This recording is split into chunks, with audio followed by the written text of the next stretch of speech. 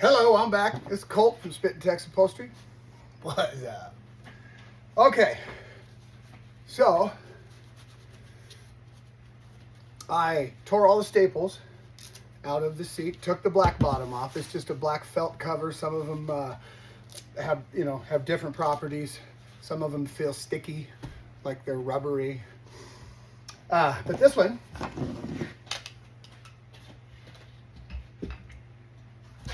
now this lip that comes around here, like if you had to tear that or whatever, or you messed it up, don't worry about it, because everything underneath you can always add. It's a waste of material, but it's nice to have 1.5 to 2 inches to hold on to pull and adjust.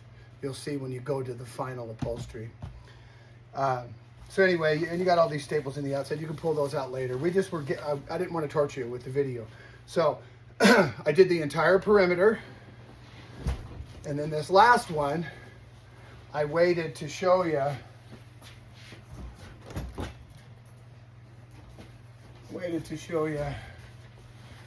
How, if you don't want to use the staple puller and you just want to use your fin knife, okay, you just kind of come in like this, lay it flat, and just walk your way down. And don't worry about how long it takes. It usually goes pretty quick. And then you just pull it up, okay? And then you'll have a few staples here and there that you'll have to go back and dig out. But that's fine.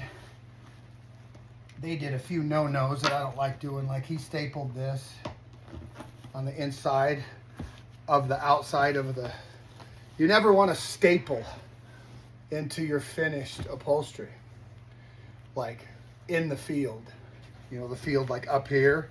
You don't want to put staples up here, That's what this guy did, which I don't understand. So I clean as I go, and you can get yourself a magnet, a big old magnet, and pick up your cloth. But I put cloth down on my tables because I paint my tables, especially when I'm doing white work like this. I paint my tables, and it's water soluble, so I can wash it off. And when you're doing tear down, put your big old tarps down, okay? And then have tarps that are just for finish work. So after you've completed the whole skin, I call it, and all the anchors are sewn on and everything, put your finish down and then put this on top of it, and then start upholstering with your staple gun and stuff. So you don't mar anything. You have to always be conscious of that. So anyway, we have, the skin is loose all the way around the perimeter, okay? And like I said, I pulled staples out of the edges, except this edge. I just finished this. So what we do is you'll see there's a pattern on here. And as we pull this off, you're going to see how it stops. There's an anchor right there, okay? So that's what we'll do. You pick a side, bring it off, and you notice this plastic here? When we go to reupholster this, you're going to want a piece of plastic over this foam. That just gives you added protection, because this is a boat. Clearly, every little thing helps. But don't reuse that plastic, just throw it away. I'll show you how to put it on as you go when we go to reupholster. It's not difficult. And I'll get these staples out as I go. I just like to, a little garbage can. Maybe I will get me a big old magnet or something, drag around. So, now that you have, you got the first side of your skin off. You can pull the second side off too. You just got to reach around and grab the edges. Grab the edges and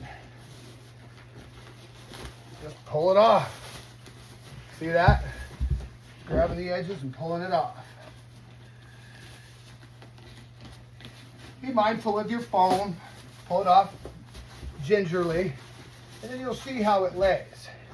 So now, we tore off both sides, okay? And then we got this one field in the middle. This is a different color. But that can't be touched until these different anchors. So on this seat, you can't really see it well. I wish I had someone here to help me film this, but you have these divisions on each side of this particular piece of foam. And as you see, look at that, that slips right out.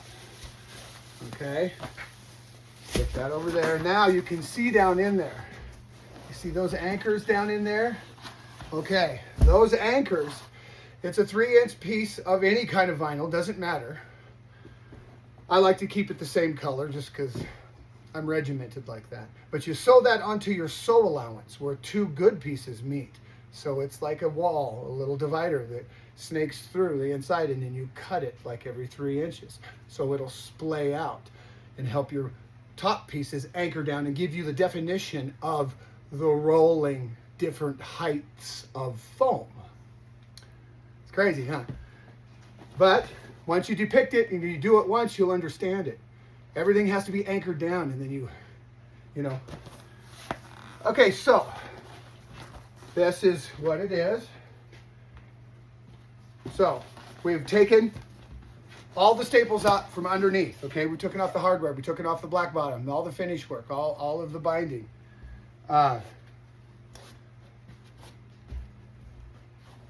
We are in our foam world right now. So what you do, what I like to do before I ever start taking the anchors off, the outside pieces of foam, I like to get my steamer, and then I like to walk around and steam all my edges. See that? I want to steam all my edges to where it reliefs from the wood, because you want these thin little pieces, you know, everything has to be padded and foamed. But I put a 1/4 inch of scrim on all of this. As you'll notice, there is no scrim on this. There is no scrim on this. I do that. You know, when I see that it's needed and your foam is kind of older and tattered, his foam appears to be pretty good. But I'll probably wind up using scrim on a lot of it, if not all of it. It's just beefier. You want this thing going out of here like the Michelin Man, and waterproof and, you know, looking good. Buy your scrim by the roll. You know, 150, 160 bucks for 1/4 inch, 1/2 inch is probably $220, you know, for like 50 yards or something. I don't recall exactly, but it's a pretty good roll. So right now, what we're gonna do is we're gonna steam the edges off here. So I'll be right back. These are gonna be bam, bam, bam, bam, bam, consecutive videos. So we took it off, you expose the anchors, now we do the steaming. I'll be right back. You like my hat? You gotta have fun once in a while. Come on, that's funny. I wish I had hair like that. Okay, we'll be right back and we'll do the steaming, and then we'll remove the anchors, and this board will be exposed.